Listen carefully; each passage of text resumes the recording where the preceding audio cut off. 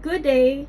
Today, we are going to learn about one of the most troublesome topics in English grammar, the subject-verb agreement. But don't worry class, because I am going to explain the basic rule in the simplest and understandable way. Let's proceed. Subject-verb agreements means the subject of the sentence and its verb must agree with one another in number.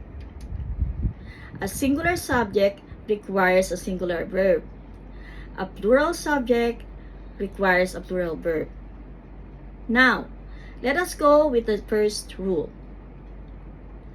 First rule, a singular subject requires a singular verb.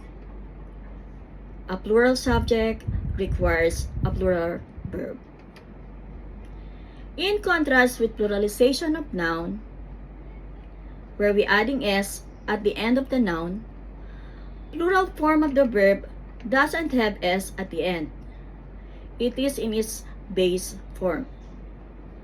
Example, Edina sings beautifully. Edina, the subject is singular, so we use singular verb which is sings.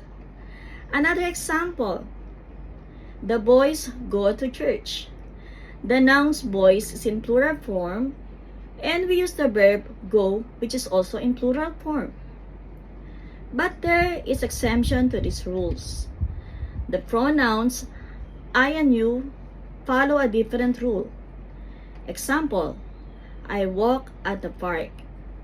You wash the dishes. The subject in the given sentence, I and you, are both singular. However, the pronouns I and you are always paired with plural action verb. That's for our today lesson class. I have learned something. Thank you.